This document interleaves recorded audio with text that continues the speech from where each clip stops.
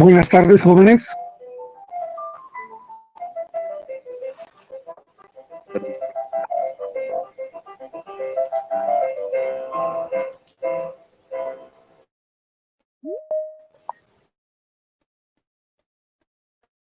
Buenas tardes, ¿me escuchan?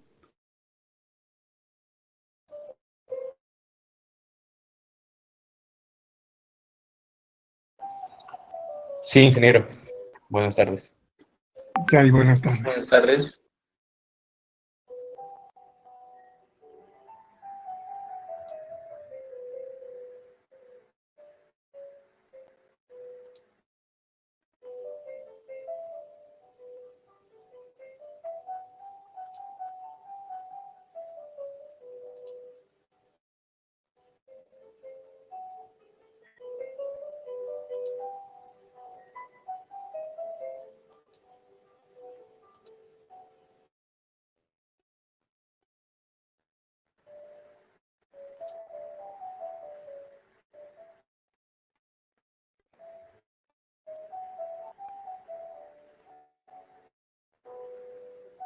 ¿Me informa si están mirando mi pantalla, por favor?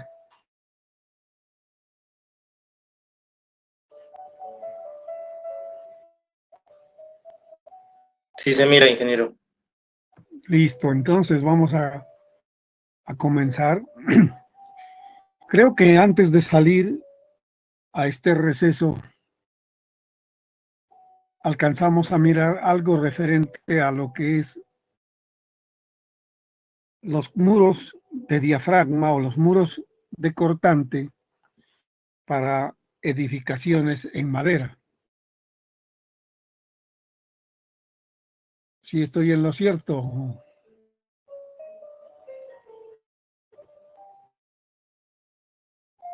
¿Me confirman, por favor?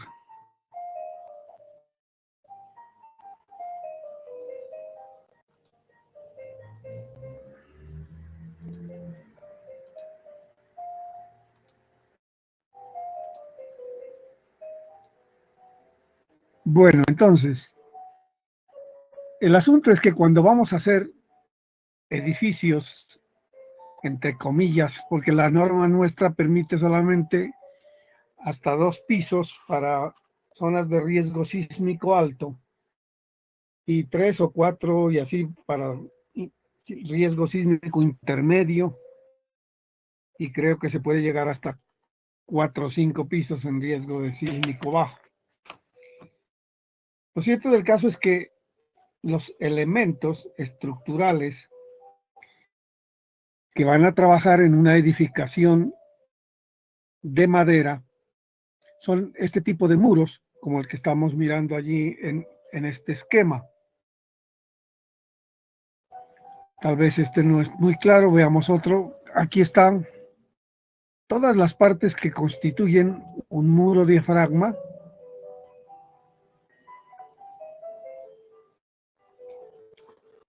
Esencialmente la parte estructural está dada por estos bastidores de madera. Si miramos desde en secuencia todas estas capas, bueno, en primera instancia está el revestimiento exterior,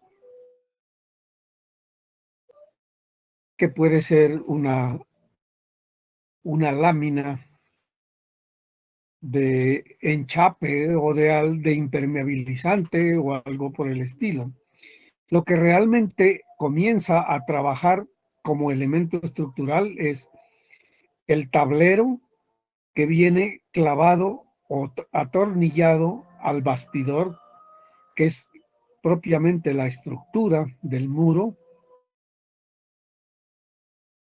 Opcionalmente se rellena con aislantes térmicos, si es necesario también acústicos para zonas de ciertos climas más severos. Se puede utilizar también barrera de vapor, otra capa adicional, y por último el revestimiento interior.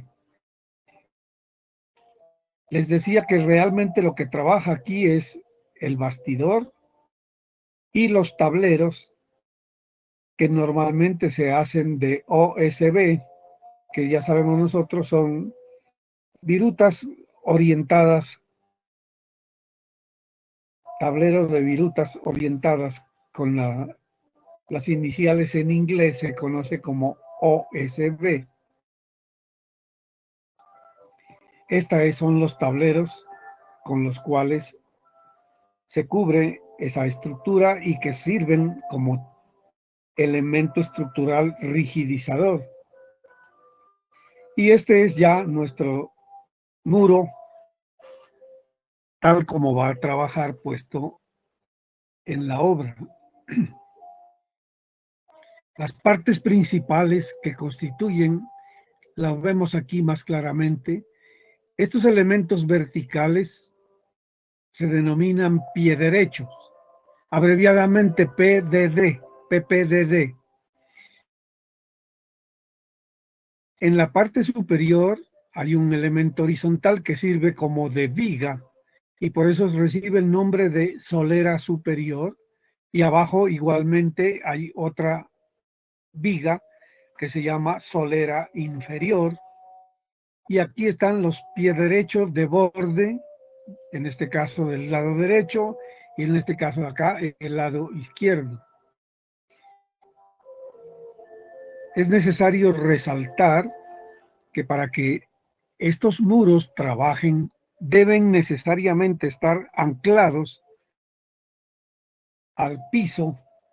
En el caso de los muros de primera planta, irán anclados a la viga de cimentación o a la placa de cimentación. Sobresalen los anclajes de las esquinas. Aquí se alcanza a ver este triangulito. Es realmente un elemento metálico que sirve para anclar y rigidizar el pie derecho externo, y aquí hay una tuerca que permite atornillar y fijar al elemento de cimentación cuando se trata de un muro de primera planta, o al sistema de entrepiso cuando se trata de un muro de segunda planta.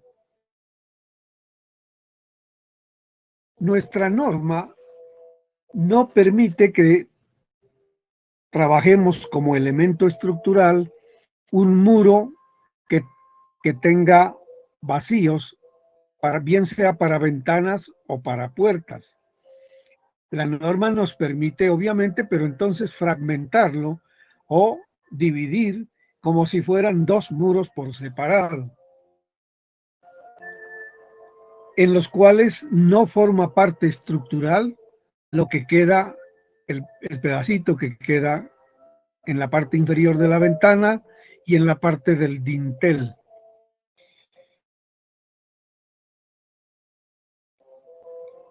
Para que estos muros trabajen, necesariamente van anclados al sistema de entrepiso. Cuando el entrepiso también es de madera, si se trata de una construcción casi 100% en madera, el entrepiso ya sabemos nosotros, o también lo llamábamos como entablado, ya sabemos cómo se diseña, cómo se calcula, y aquí tendrán que ir entonces anclados los muros del segundo piso. Existen unas expresiones algo parecidas a las que ya conocemos para muros, bien sea muros de concreto reforzado o muros de mampostería. Sabemos nosotros que en un muro, cuando un muro es solicitado por fuerzas horizontales, bien sea procedentes de sismo o procedentes de carga de viento, un muro se ve deformado por tres tipos de solicitudes. Cuando una fuerza horizontal impacta en un muro, entonces tiende a producir, en primer lugar, flexión. En segundo lugar, desplazamiento por cortante o deformación por cortante. Y por volcamiento. Esos tres aspectos están involucrados en estas expresiones que se utilizan para calcular cuánto vale ese desplazamiento o esa deformación de un muro. La fórmula que ven arriba, esta primera, que aquí la llaman la ecuación 2,2, sirve para trabajar en el sistema de unidades inglesas, y la inferior, la 2,3, para unidades de nuestro sistema métrico. Aquí está repetido y aquí aparecen desglosados los términos que intervienen en esas expresiones. Nos interesa a nosotros especialmente saber las variables con las cuales se diseña. Obviamente que tenemos que conocer cuál es la altura de nuestro muro. Generalmente para construcciones de vivienda se trabaja a una altura libre como mínimo 2,20, 2,25, 2,30.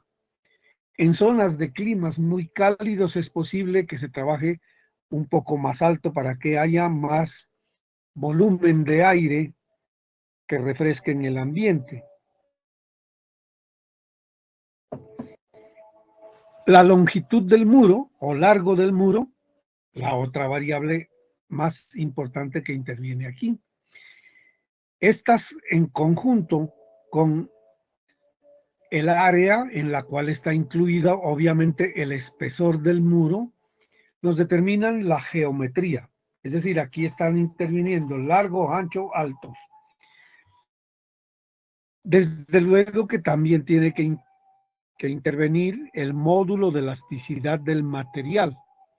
Como aquí estamos trabajando con materiales especiales para esos listones o varengas, el elemento que más va a trabajar para fuerzas horizontales es el pie derecho de borde.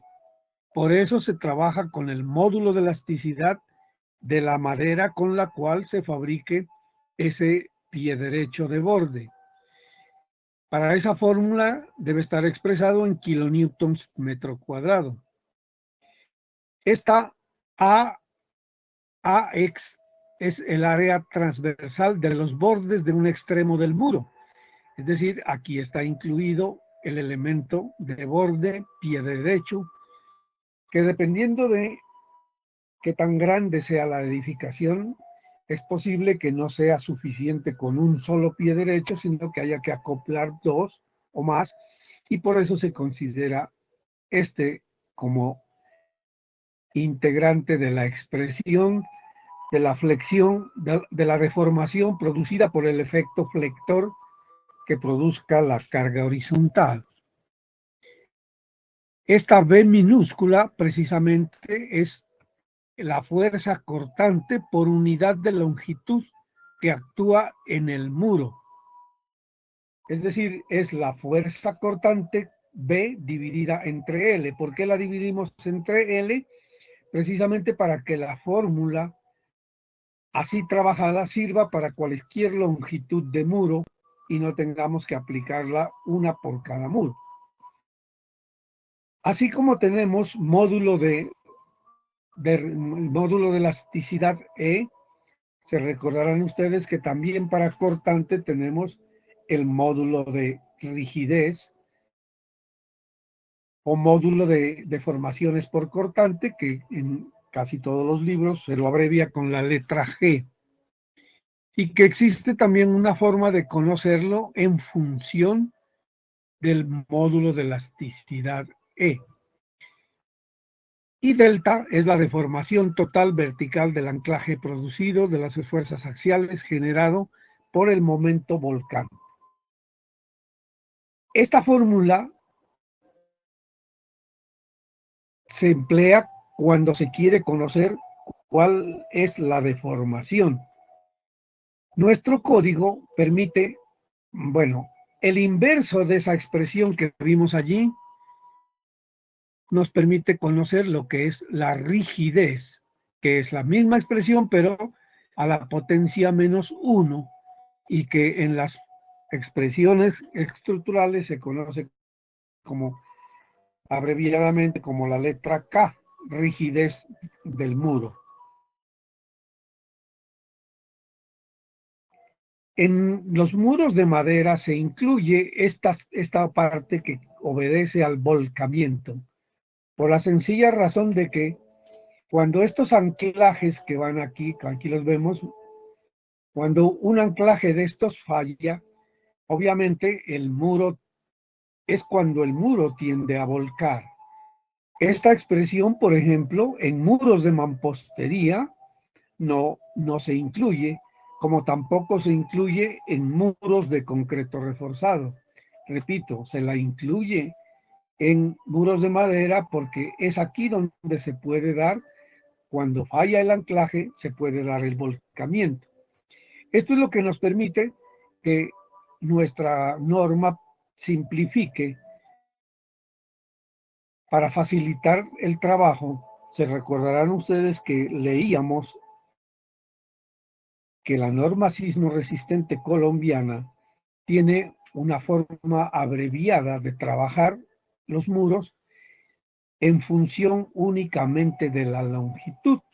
Ya veremos cómo hacer. Lo cierto del caso es que nuestro muro, además de soportar las cargas horizontales, pues obviamente, si es un muro de carga, tendrá que recibir la carga uniformemente distribuida que haya encima de él, procedente del entrepiso o de la cubierta, en la que se deberá incluir obviamente peso de carga muerta y peso de carga viva.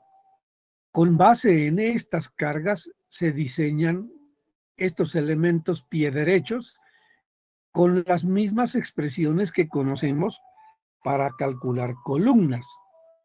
Cuando estos elementos son muy esbeltos, ustedes se recordarán que aquí se puede tener otros elementos auxiliares en sentido horizontal que sirven como arriostramiento para esos elementos. E inclusive cuando la fuerza solicitante es demasiado grande, se suele incluir unas diagonales que pueden ir de esquina a esquina o una diagonal que llega hasta cierto extremo y voltea en ángulo y que ayudan a rigidizar nuestro muro de cortante.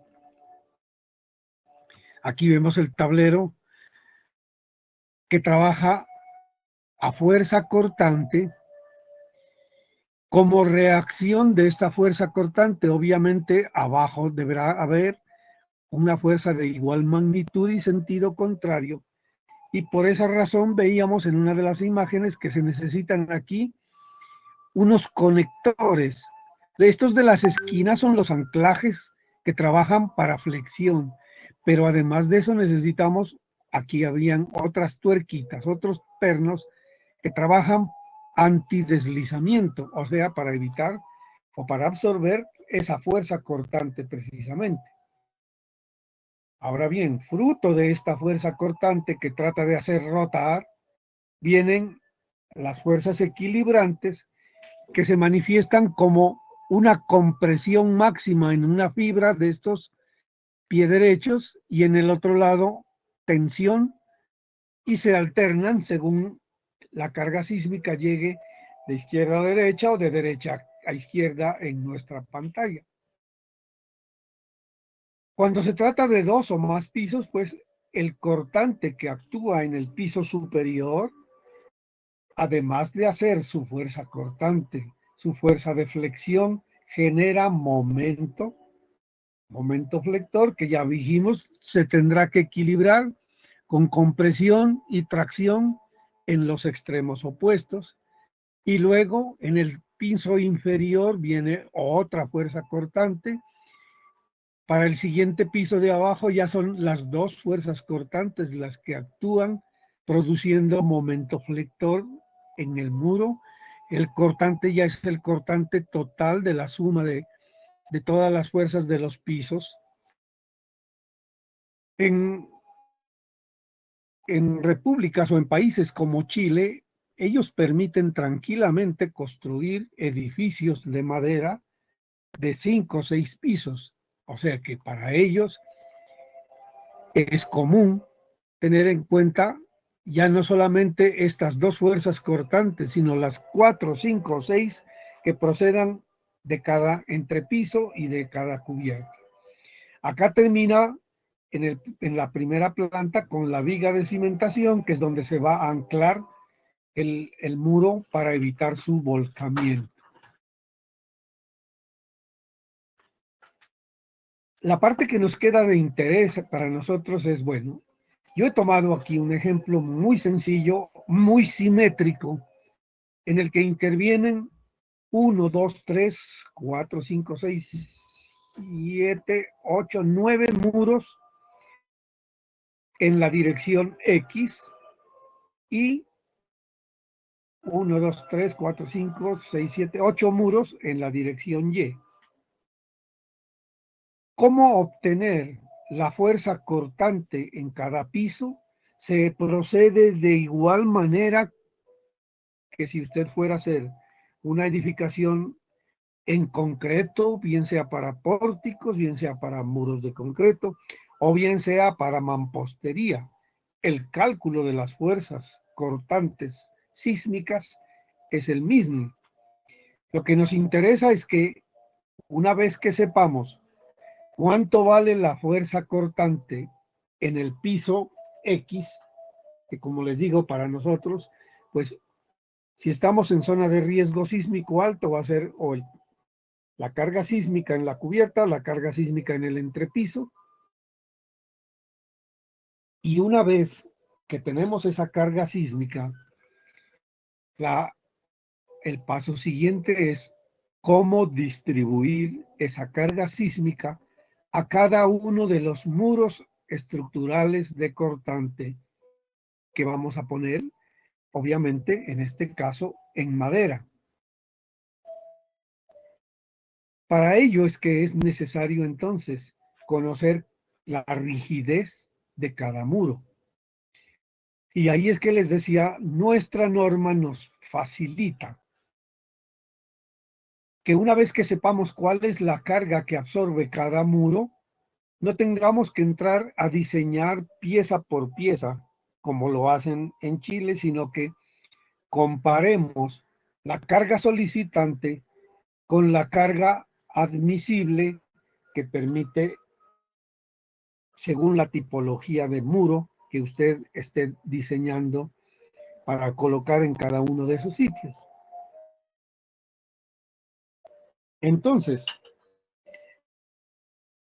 en vista de que la fórmula de rigidez que veíamos hace un momento es un tanto compleja porque involucra el tamaño de esos pies derechos e involucra otros elementos que todavía no son conocidos. Lo único que nos interesa a nosotros por ahora es saber cuánto recibe cada muro. Y para eso nos valemos de la rigidez equivalente,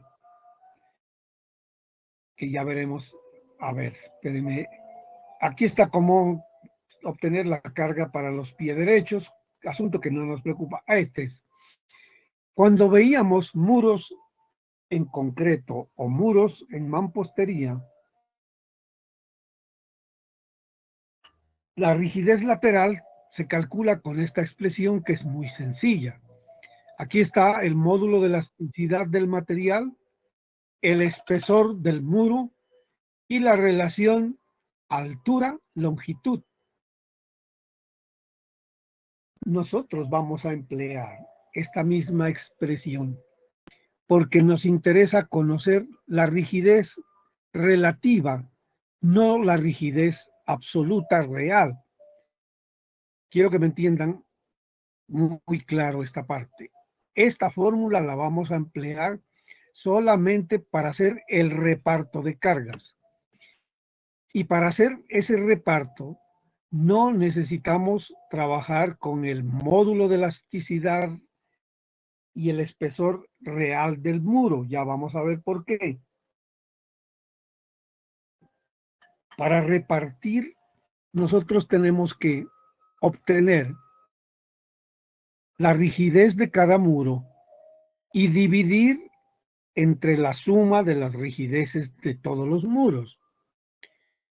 Al hacer esa operación, entonces, si cada muro tiene el componente E por T, lo podemos sacar como factor común, tanto para el muro en cuestión como para la sumatoria de todos los muros, y estos se van a simplificar, y por esa razón nos queda una función, una relación en función únicamente de la altura y de la longitud del muro. Cuando se quiera conocer ya la deformación real, allí sí debemos emplear el módulo de elasticidad real de ese muro, y entonces nos toca regresar a las fórmulas ya para la madera, porque estas, como les digo, son genéricas y sirven para cualquier otro tipo de material y no específicamente para madera. Entonces, con base en esta expresión, que espero la tengan anotada, nosotros vamos a calcular para cada muro la relación 4h cubo sobre L cubo y la expresión 3h sobre L. Con base en eso, hacemos nuestro reparto de cortante sísmico para cada muro. ¿Está claro? ¿Hay alguna inquietud?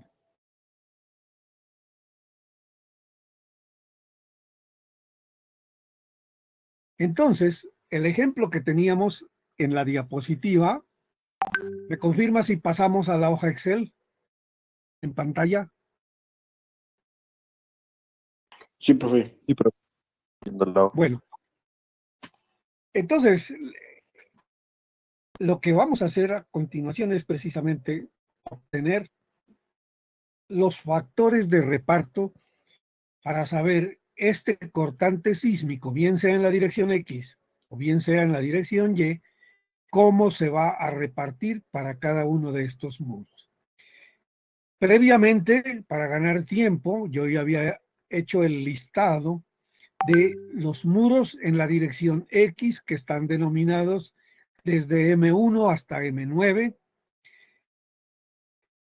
con su respectiva longitud: 2 metros, 3 metros, 1,50, 2,50, 2 metros, etc. Antes de continuar, vale la pena hacer un comentario. Nuestra norma, que nos facilita el trabajo, también nos restringe a que no se puede utilizar como elemento de resistencia sísmica un muro cuya relación H sobre L sea mayor a 2. Por decir algo, si yo tengo un muro de 2 metros de alto con una longitud de 1 metro, ese sería el muro que me da una relación H sobre L exactamente igual a 2. Claro que 2 metros de altura casi nunca empleamos nosotros, pero si lo hacemos con 2,30, para una altura de 2,30, una relación H sobre L igual a 2 nos arrojaría una longitud de 1,15. Entonces, si mi altura es de 2,30, la mínima longitud de muro para que sea válido tenerla en cuenta como resistencia sísmica sería de 1,15.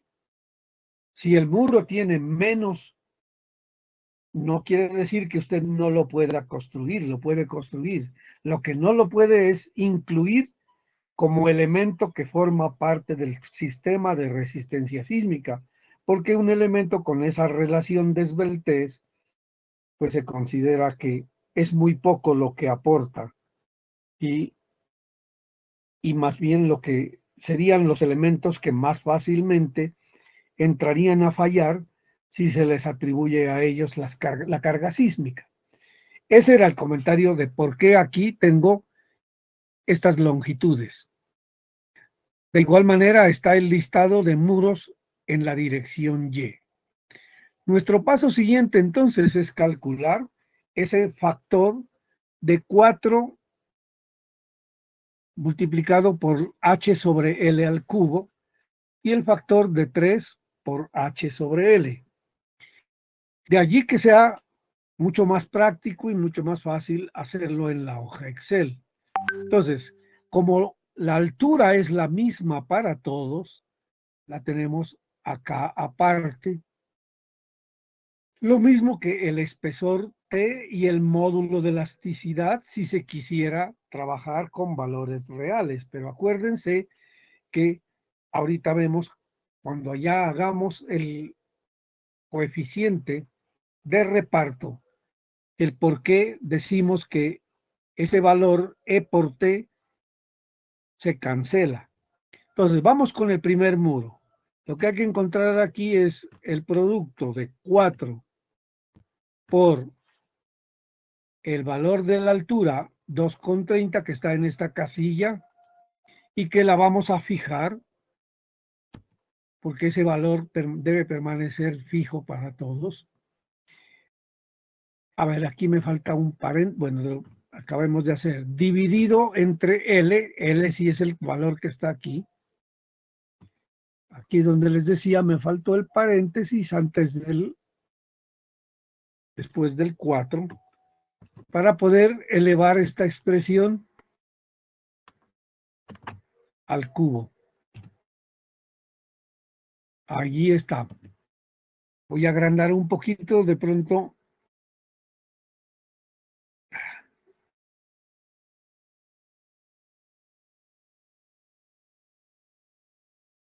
A ver si allí se ve mejor.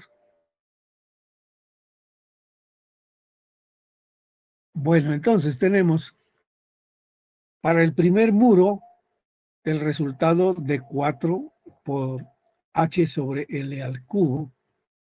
Y vamos a hacer ahora el otro factor, 3 por, este sí puede ir sin paréntesis, por H, mantenemos fija esa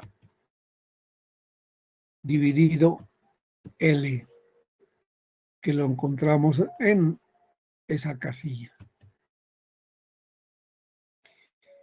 Entonces, nuestro término realmente es, recuérdense que teníamos en la expresión acá, E por T dividido entre 4 esto. Entonces, nuestra rigidez relativa. ¿Por qué digo relativa? Porque no estoy teniendo en cuenta el factor E por T. Entonces aquí vamos a encontrar esa K sub I para los muros en X, que no es otra cosa que igual a 1 dividido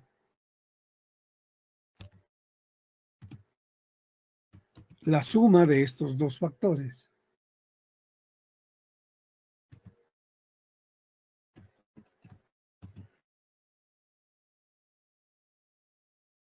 Esta misma operación debo hacerla para todos los muros en la dirección X. Y ya tenemos resuelto para la dirección X. Vamos a hacerlo ahora para la dirección Y. Este sería entonces nuestra rigidez K sub I para la dirección Y. A ver, no sé si me funciona copiando esta expresión como fórmula.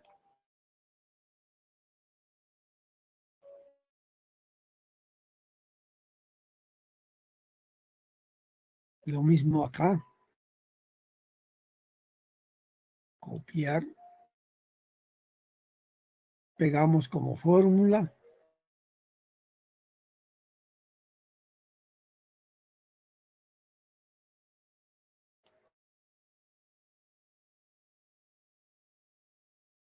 Y lo hacemos extensivo para todos los muros que van en la dirección Y. Bien, entonces, hasta allí tenemos la rigidez relativa de cada uno de nuestros muros. tanto para la dirección X como para la dirección Y. Para obtener el factor de reparto, yo tengo que hacer la suma de todas las rigideces que intervienen en la dirección X, por un lado, y la suma de todas las rigideces que intervienen para la dirección Y, por el otro lado. Entonces no me queda más que hacer esta suma. Lo propio acá.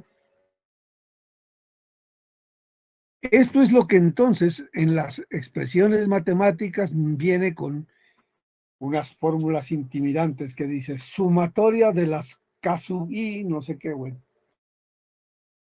¿Con qué fin hemos hecho esta sumatoria? Con el fin de encontrar el factor de reparto. Aquí vamos a llamarlo FR, factor de reparto en X. Factor de reparto, a ver, factor de reparto en Y.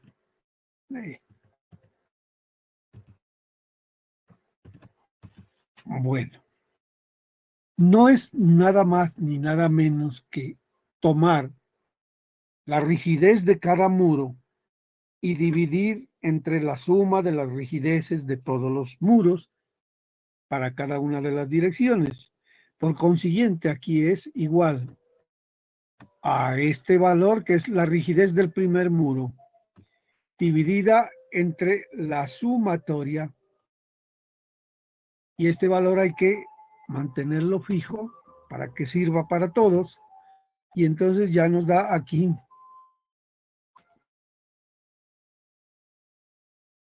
tenemos los factores de rigidez, los factores de reparto de cada muro en la dirección X.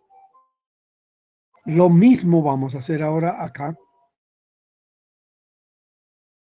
Igual a la rigidez del muro dividido entre la sumatoria de las rigideces, y esta expresión va para todos los muros y ahí tienen el factor de reparto. Entonces ahora sí, miren, si supongamos su cortante para el piso que esté trabajando, vamos a ponerlo por acá. Supongamos que aquí, el cortante sísmico en X, supongamos una cosa absurda, pongamos que sea 10 toneladas o 10.000 kilogramos, bueno, dependerá de. Entonces, quiere decir eso que el cortante, la fuerza cortante B sub I X, fuerza cortante para cada muro de la dirección X, va a ser igual a ese cortante sísmico total del piso que dijimos para este ejemplo, lo pusimos en 10 toneladas. Multiplicado por el factor de reparto.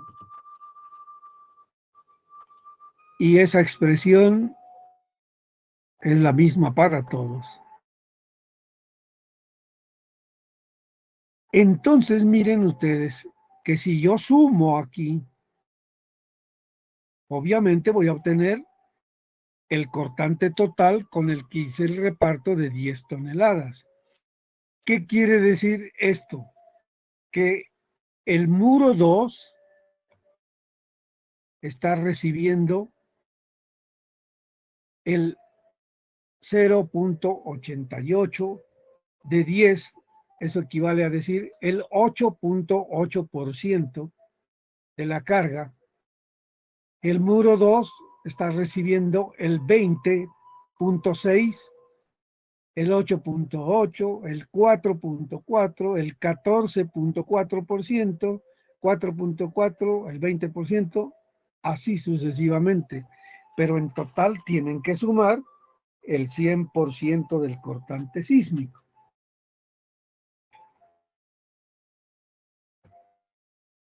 Lo mismo tendremos que hacer acá. Si el cortante sísmico en la dirección Z igualmente vale 10 toneladas, estoy suponiendo aquí, lo obtiene usted, como les digo, a partir del análisis sísmico que ya conoce usted cómo hacerlo. Entonces, para este muro va a ser igual al cortante multiplicado por el factor de reparto. Ampliamos la fórmula para todos. Y aquí tenemos entonces que el primer muro se lleva, el muro 10, que está ubicado en esta esquina, se lleva el 8.34%. El muro 11 se lleva el 16.6%, y así sucesivamente. Lo cierto es que al sumar nos tiene que dar la fuerza sísmica total. Efectivamente, así es. Esta es entonces la primera parte de reparto de fuerza sísmica según la rigidez de cada muro en cada una de las direcciones. Ahora bien, en este ejemplo sencillo que yo he puesto, hay una simetría perfecta, lo cual quiere decir que el centro geométrico de la estructura, que en este caso está en la mitad del muro 5, exactamente. Ese centro geométrico coincide exactamente con el centro de rigidez. Teóricamente, allí no habría torsión. Pero ¿qué nos dice la norma sismo resistente colombiano? Que si estoy trabajando con con método de cálculo de fuerza horizontal equivalente, tengo que aplicarle excentricidad accidental. ¿Qué es eso? Que aunque mi estructura no tenga excentricidad, para efectos de cálculo debo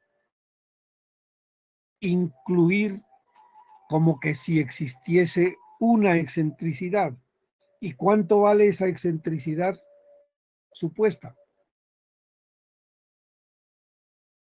Nos dice que esa excentricidad debe valer el 10% de la longitud de la edificación medida perpendicularmente a la dirección del sismo. Entonces, si regresamos a nuestro esquema de acá y voy a trabajar sismo en X, el código me dice que yo haga de cuenta, voy a dibujar aquí una bolita pequeñita. No sé qué tan real me quedó, pero la vamos a arreglar acá.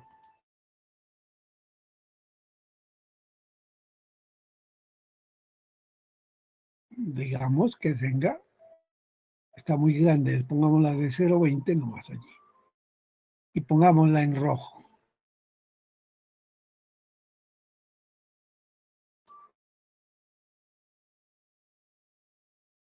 Ese puntito que yo he puesto allí está desplazado del centro geométrico una distancia que, como ustedes ven, si esta es mi dirección X, la horizontal en el papel, la excentricidad la estoy midiendo en la dirección Y o Z, en este caso yo estoy trabajando con X y Z. Si mi edificación mide 6 metros en esta dirección, la excentricidad debe valer el 10% de 6 metros. Quiere decir entonces que mi excentricidad E sub y es igual a 0,60.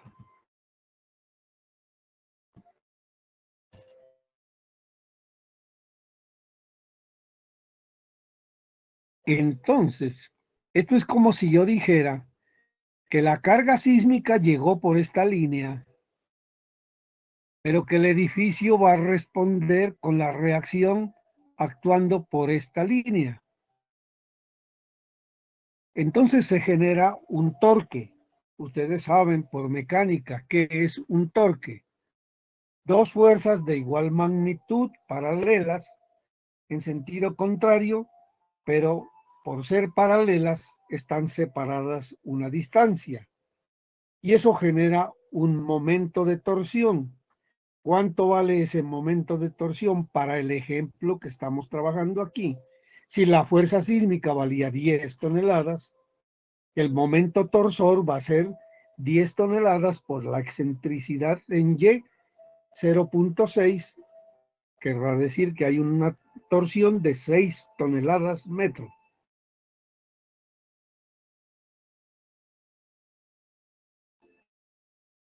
Aspecto semejante tendrá que tratarse en la dirección cuando se analice dirección de sismo en Z. Entonces, si estoy hablando de dirección de sismo en Z, tengo que ver cuál es la magnitud de mi edificio en la dirección X. Para este ejemplo, en la dirección X el edificio mide 7 metros. El 10%, 0,70. Entonces mi puntito se va a desplazar acá. Oh, vale. Bueno, aquí. Se me deforma un poquito, ya lo arreglamos.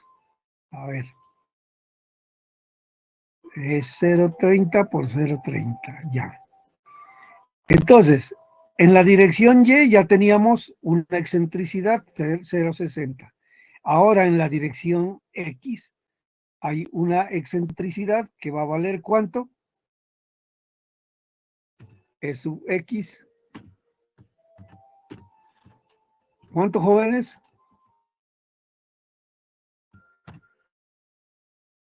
Si el edificio mide 7 metros y la excentricidad debe valer el 10%, pues va a ser 0,70. Opa, aquí no me cabe esto.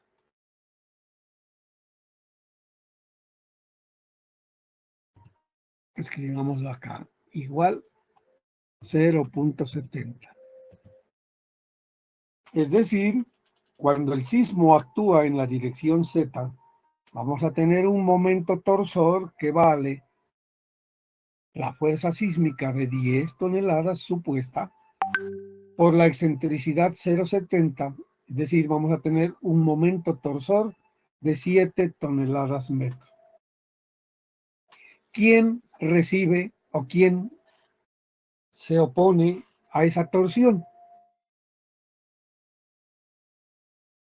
Pues los mismos muros que tenemos aquí. Y entonces tenemos que ver cómo se hace el reparto de ese cortante por torsión. Igualmente, el elemento matemático que sirve para eso es nuevamente nuestra rigidez.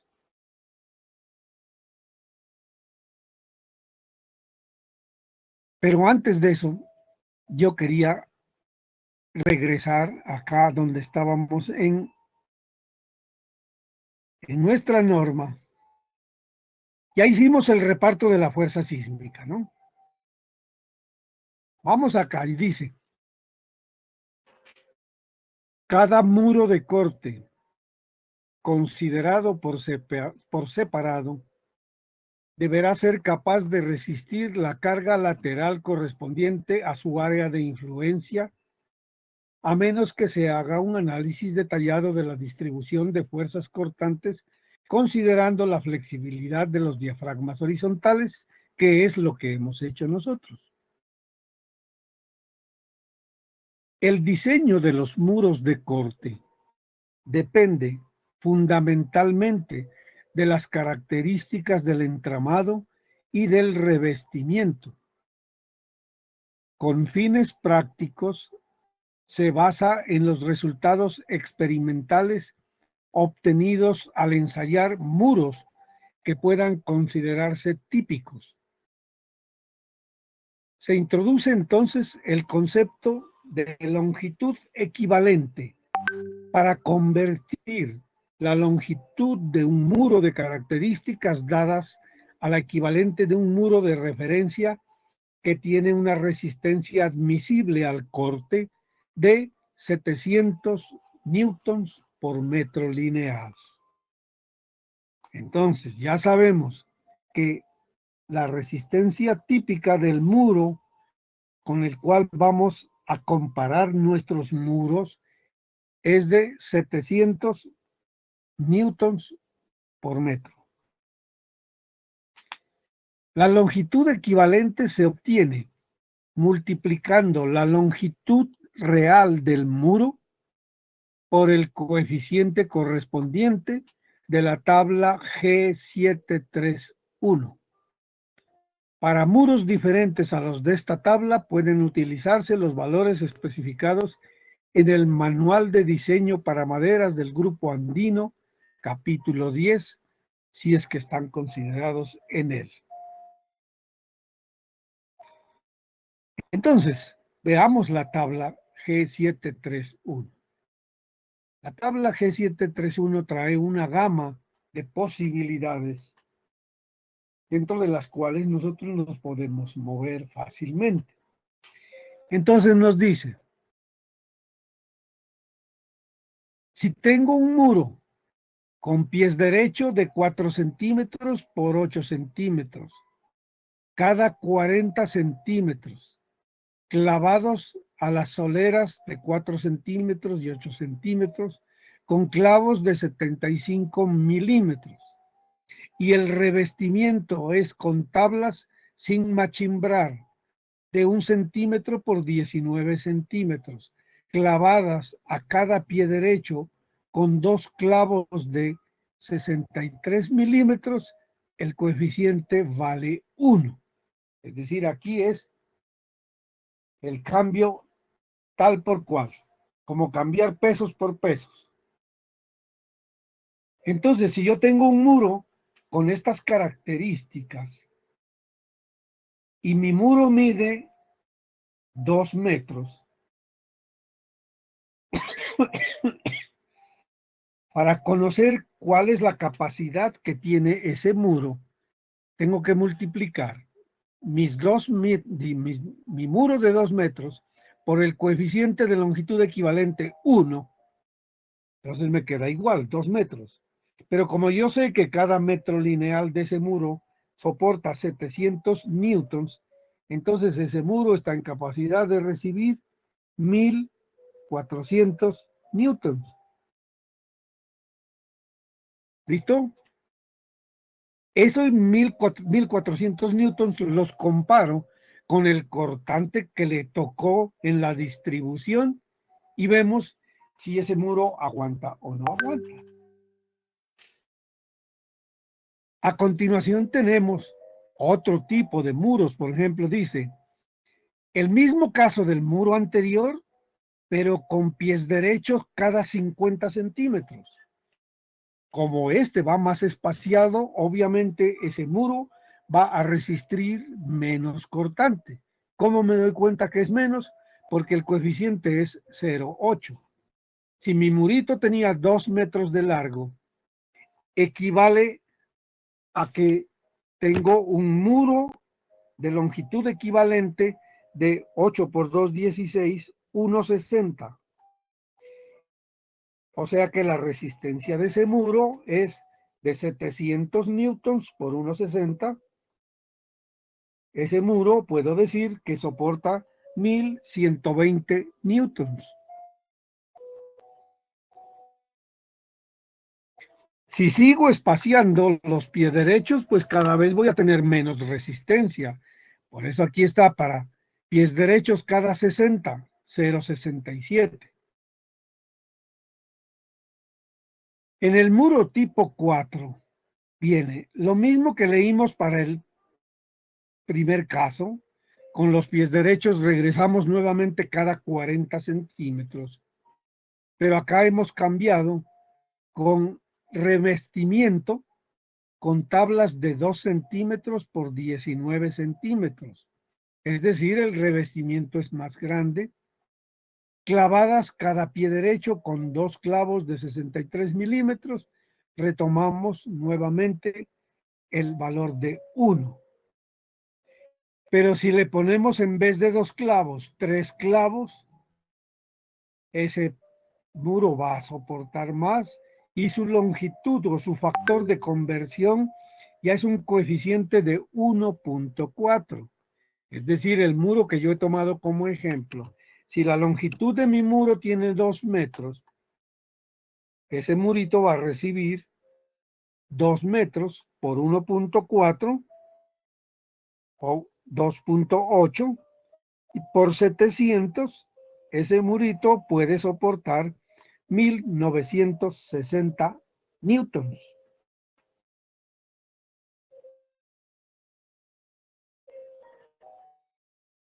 Y así para cada muro de estos, toca leer con atención cuál es el que nos sirve para llegar a compararlo. Acá viene otro, después de agotar esos, mire, acá ya viene el muro idéntico al caso anterior, pero ahora tiene riostras de 2 centímetros por 8 centímetros encajadas en los pies derechos, formando ángulos entre 45 y 60 grados con las soleras. Este muro, obviamente con esas diagonales, se vuelve muchísimo más rígido, más resistente, y por eso su coeficiente de conversión es 2,60. Tomando el mismo ejemplo que estamos diciendo, muro de 2 metros de largo en la realidad, con ese diseño multiplicado por el factor de 2,6, equivale a tener un muro de 5.20, equivalente a un muro de 5.20, que por 700 newtons me permite soportar un cortante sísmico de 3.640 newtons, 3.6 kilonewtons. Y va mejorando la cosa, porque si el pie derecho, en lugar de hacerlo de 2 centímetros por 8, lo hacemos de 4 centímetros por 8,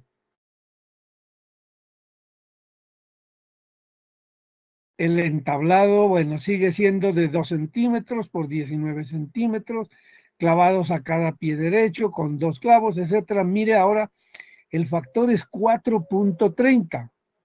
O sea que mi murito de 2 metros, 2 por 430 y por 700, ese murito ya puede soportar 6.000 newtons. Esto es 6 kilonewtons. Bueno, y nos haríamos extensos si leemos cada uno de ellos. Ya cuando uno está diseñando, entra a ver con cuál de estos casos le conviene más trabajar. Entonces tenemos factores de conversión de 3, de 3,50, de 5.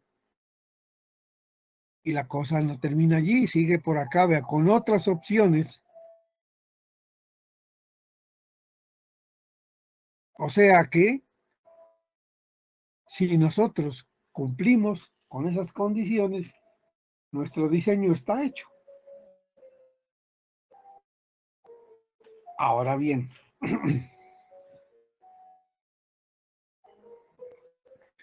nos queda faltando a completar acá nuestro cuadrito. ¿Cómo es el factor de reparto? para el momento torsor. Ya dijimos aquí entonces, ¿cuánto vale el momento torsor? Vamos a ponerlo acá. Momento torsor igual. Momento torsor en X. Ya dijimos que era igual al cortante sísmico en X, 10, multiplicado por la excentricidad en Y, 0.6. Entonces tengo un momento torsor de 6 toneladas por metro. ¿Cómo se reparte ese momento? Es la inquietud.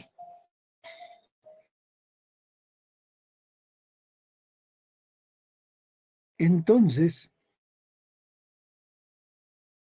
aquí tenemos que encontrar qué distancia hay de nuestro centro desplazado acá a cada uno de los muros. Es decir, la siguiente etapa es obtener esa parte. Yo todavía no la tengo completa aquí, porque hay que obtener las coordenadas de cada muro. Obviamente en un diseño completo se comienza por allí, pero se necesita entonces conocer, por ejemplo, el muro 1, a qué distancia se encuentra en la dirección Y con respecto al centroide de rigidez. En este caso, esa distancia se mide perpendicularmente a la directriz de los muros. En este caso sería, si esta distancia valía 3 metros, ahora tengo que este muro está a 3,60. Este muro está a 360, 360. Los de acá entonces sería a 240, 240 y 240. Se necesita entonces la distancia, vamos a calcularla, a ponerla aquí, distancia de sub y.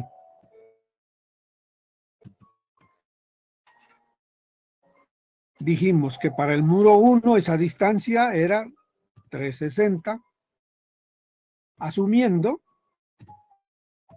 para completar el ejemplo, que el frente de este edificio tiene 6 metros.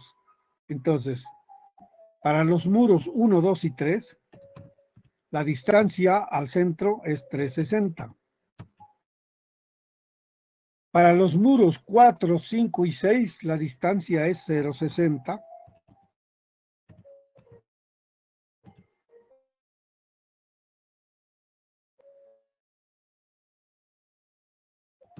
Y para los muros 7, 8 y 9 sería menos 240, menos 240, opa, menos 240 y menos 240.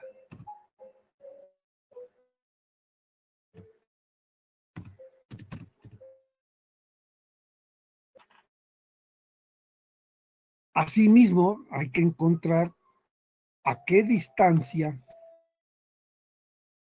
en X se encuentran con respecto a ese centro los muros en la dirección Y. Yo había supuesto que esta distancia es 7 metros y que este muro está en la mitad a 3,50. Como mi excentricidad es de 0,70, entonces, ¿a qué distancia se encuentran estos muritos?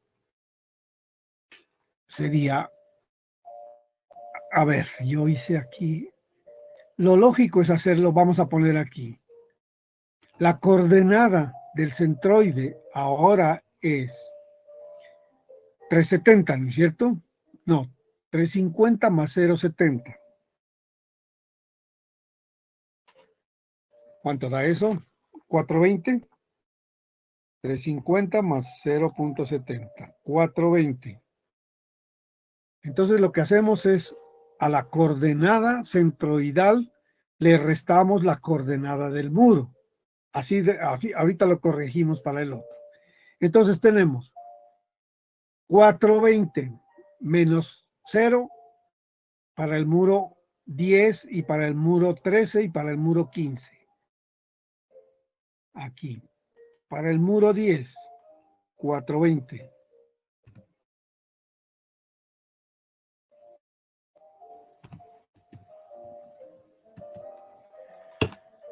Para el muro 13, los mismos, 420.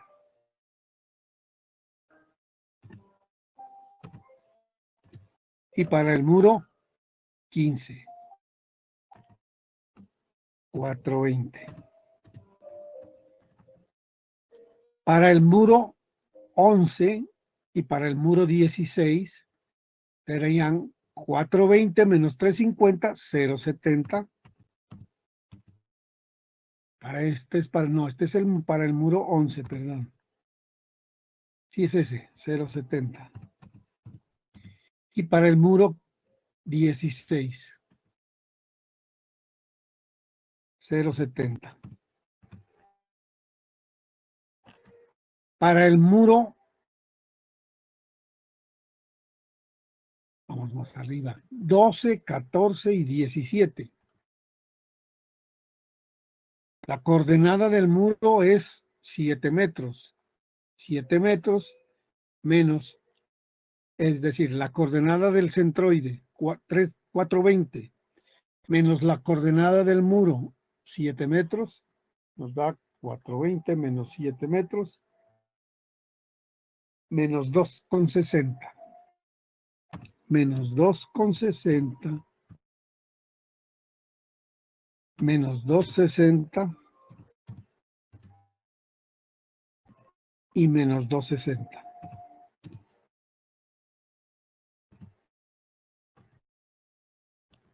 A continuación, bueno, esta es la misma cosa. En la coordenada centroidal 360 menos la coordenada del muro 0, nos queda, bueno, ya lo tenemos ahí, 360, 360. El siguiente paso es multiplicar la rigidez relativa, esa que obtuvimos aquí con K y K, por la distancia de Y en este caso, o de X para el caso que corresponda. Entonces aquí vamos a tener K sub I por D sub Y, que no es más que multiplicar esta casilla por esta casilla. Y en la siguiente es ese mismo valor, K sub I por D sub Y, pero elevada al cuadrado. Y después vemos por qué. O sea que este valor lo vuelvo a multiplicar por D sub Y. Listo. Se suma, perdón, la misma fórmula se aplica para todos los muros. Y por último, hacemos la sumatoria de los K al cuadrado.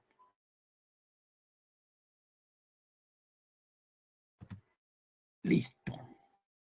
Lo mismo acá.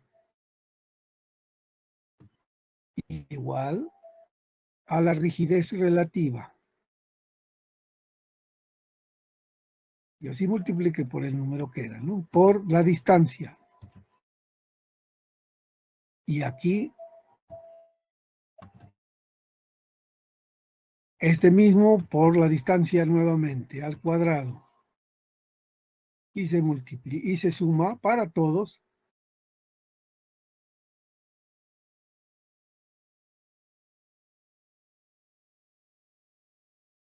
Y sumamos.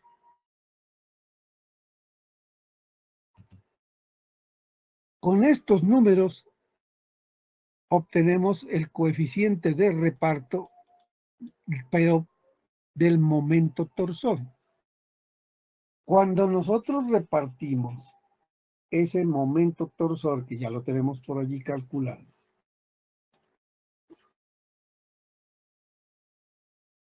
lo multiplicamos por cada uno de nuestros factores y lo dividimos entre la sumatoria de las rigideces por las distancias al cuadrado. Solamente que aquí intervienen no únicamente, si hablo de sismo en X, no intervienen solamente los muros en X, sino que para torsión también intervienen los muros en Y. Igualmente, cuando hablamos de torsión de sismo en Z, no solamente intervienen los muros en Z, sino que también intervienen los muros en X. ¿Cómo es entonces el reparto de este cortante sísmico producido por ese momento torsor? Vamos a ponerle factor de reparto por torsión. Torsión en X. Tengo que tener acá una casillita en donde esté la suma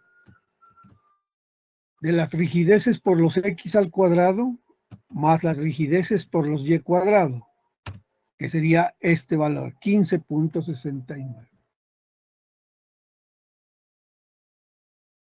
Y ahora sí multiplicamos aquí nuestro valor del momento torsor. Está aquí, 6. Esa celda hay que mantenerla fija. Se multiplica por nuestro factor K y se divide entre la sumatoria que hicimos acá. Hay que mantenerla. Vamos a ver.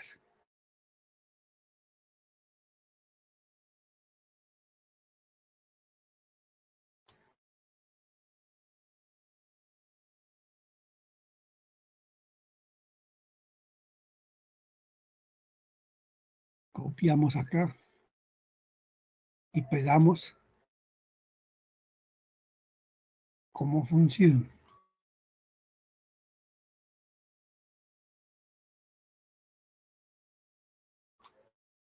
Listo. Este es entonces el cortante que debe adicionarse al cortante que tenemos acá. Este es el cortante puro, cortante sísmico puro. Debo aumentarle, esta es suma algebraica, el cortante por torsión que aparece acá. Como ven ustedes, aparecen unos con signo positivo y otros con signos negativo. ¿A qué obedece eso?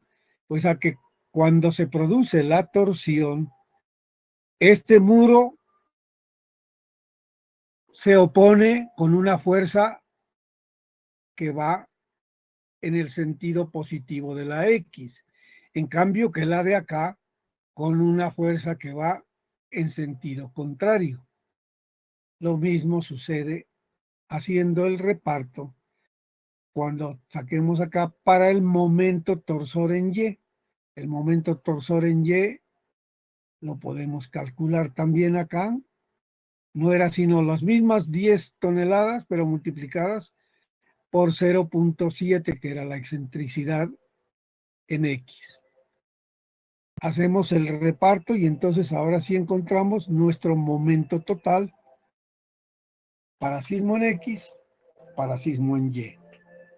Entonces, ya teniendo el cortante completo, tanto por efecto torsional como por efecto sísmico puro, con base en ese valor es que vamos a la tablita que nos da la NSR 10 y vemos si nuestro muro o cuál de nuestros característicos muros que tenemos aquí sirve para ponerlo a trabajar en esa estructura. Esa es, jóvenes, la parte del diseño sísmico que nos quedaba faltando en cuanto hace referencia a nuestras estructuras de madera. ¿Tienen alguna inquietud?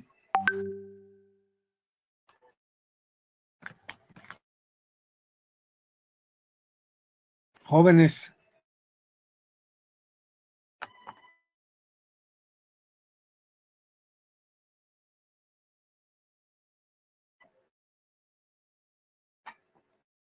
No hay preguntas. No, profe. No, profe. Bueno, listo. En cuanto a temática, nos queda faltando, vamos a mirar los aspectos generales más importantes de la construcción en Guadúa. Ojalá para el próximo viernes ya tengamos aula presencial y si no, pues nos toca resignarnos a hacerlo por internet porque no hay más, pues. Y entonces nos vemos en nuestra clase, nos vemos o nos encontramos en internet para nuestra clase del viernes y ya conversamos sobre el trabajo final. ¿Listo, señores? Profe, me imagino que nos confirma un día antes si es presencial o... Sí, claro, sí. Desde luego que sí.